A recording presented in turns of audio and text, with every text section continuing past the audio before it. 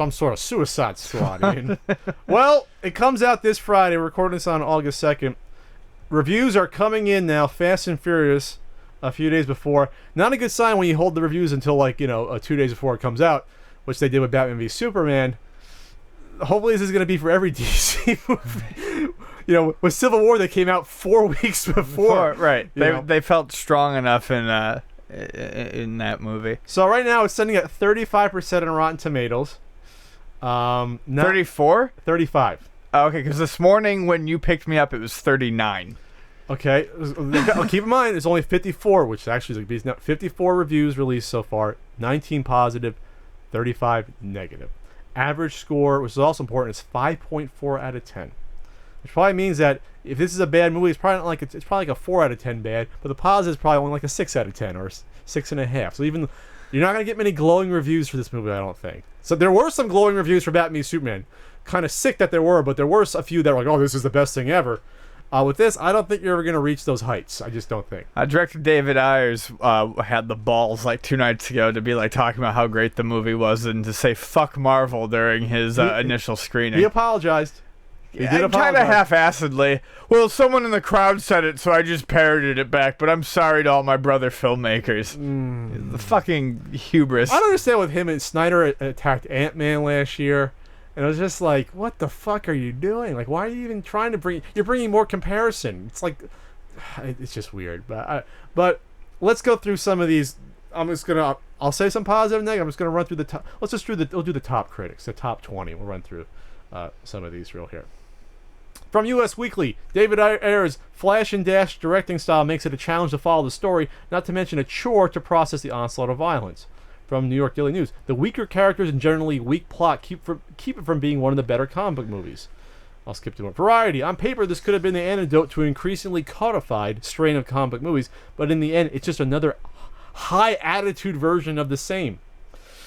Come on, where's a positive one? What stole the soul of Suicide Squad? I'd say it's Ayers' willingness to go all limp dick and compromise his hardcore action bona fides for a PG-13 crowd pleaser that would rather ingratiate than cut deep or even cut at all. Ooh. Wow. Here's a positive one. It's probably best to think of Suicide Squad as a primer and entry into a side world of the DC universe that may pay bigger benefits in later films. That's not a positive review. Well, that's a 3 out of 5. This is a positive one that's 2.5 out of 4. So that's barely above average. The characters are the ultimate in squad goals, but they're far more fun than the actual story itself. So, okay. This is a case of Batman vs Superman again, where even the positive reviews. This is the problem with aggregate sites too, by the way. This is where the positive reviews are not even that positive. Yeah. Here's the problem. You have an Avengers film of C-list characters without any build-up to either of them, which is what the first solo podcast, when you were here, that they announced, I said, this sounds like a weird idea just to do this. And it's still a weird idea. Doesn't mean it's not going to make money, because I think the forecast is making 110 million or so, 115 million. I think it'll drop off precipitously a second weekend like Batman v Superman did. I love that word. Because people are going to be like, this movie sucks, don't go see it, which is what happened with Batman v Superman. But you can't do that with C-listers. You just can't do it. And people are going to say Guardians of the Galaxy. That was the 10th Marvel movie in, not the second or third. And the Marvel movies had even the worst Marvel movies weren't 38%. The worst Marvel movies like Thor, Dark World, and Iron Man 2 were 60% on Rotten Tomatoes. Right. They weren't in the 30s. That's the difference. Right. They were still competently made films, if not wow, And I don't remember which review it was. I did try to look it up and glance it, but you had mentioned it was that you've got this Suicide Squad, but these aren't mercs. These are supervillains. Well, villains with superpowers. Some of them, and they're not using them. Harley Quinn doesn't have any superpowers. She's a bat. But they're not using them. They're not using it for a chunk of the film. It's gunfights and shit.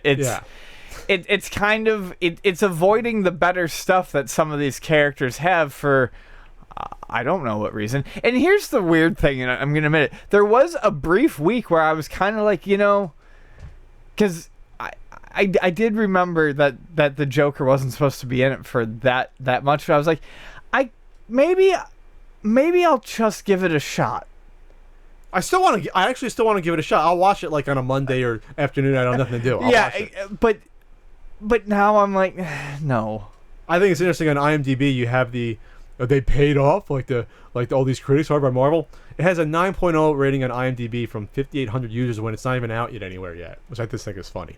So there's like either they're scared they want to bump up the praise before it comes out, because there's only 28 actual reviews on here so far. It's just weird because again, is this right? Rotten Tomatoes was wrong before on these. It says it's only an hour and 40 minutes. I don't know how the hell you tell a tale and supposedly there's origins for most of these characters too in the first like half hour. So I mean, how do you do that and then tell something in an hour and 40 minutes? I have no idea. Well, reviews are saying that the movie's completely disjointed and doesn't make sense, and it's just like scene, scene, scene, scene, with no actual like plot running through it. Yeah. I hate to be right on stuff like this because I wanted this to be a fun movie. People are saying, some of the critics are saying like it's just a bunch of music videos, and like it's an extended trailer. They saw Guardians of the Galaxy. They saw, oh, here's some old music. Let's have our heavily used music. We'll use music as well, with not getting why the music worked in Guardians of the Galaxy. It was actually central to the plot, the music choices, and it had to do with one of the characters. Here they're just, oh, we'll get a Queen song in, we'll get White Stripes, we'll get Kanye, and we'll just have awesome scenes to it. Hopefully this is closing one book and potentially opening another. You know, and ending one chapter of the Marvel DC universe, and perhaps starting something. DC universe? Yeah, and starting something brighter. Starting with Gal Gadot. Yeah, well, starting with Wonder Woman, and perhaps But what if it doesn't, though? Well, if it doesn't, then we're all. Then it's just fucked. Let's put it this way, because we were like, because people are like, oh, Suicide Squad looks great. What if Wonder Woman also comes out and it's not bad, but it's just mediocre? It's like 55% of Rotten Tomatoes. And then you go into Justice League, and then at that point it's like, I mean, there's only so much ill will you could avoid, even if you want to like these movies. There's only so much. Yeah, it was okay, could have been better, that you can take before you see your hopes just dash with a Justice League movie that just disappoints. Right. And then at that point, what do you do? I mean, honestly, what would you do? Just hope that these individual movies turn out better? Because at this point, it's like, what if Iron Man 1 sucked? What if Thor 1 sucked? Captain America sucked? Would you be that excited to see Avengers? Would Avengers made like $2 billion, whatever the hell it made? No, I mean, at that point, the studios just got to pull the plug. And then we can say we told you so about Zack Snyder. I think we can say we told you so about Zack Snyder. Oh, one more thing about the music is that what the hell is that song with come baby come you gotta give me love? What's that called? I think that was K7 Zunga. No, that's not. I don't Zoom, know. whatever. Zunga Zang. Sure. I don't know. That's in the movie. Spoilers. And they said it was basically in the movie just for the small portion of the song where it's synced to the action of swing batter batter swing batter batter swing, and that's basically why it's in the movie. I don't. Okay, great. You can kind of guess what character that's kind of going to be for, but then it's like that's the difference in use of music between something like this and Guardians of the Galaxy. Wonderful. Like, yeah. Okay.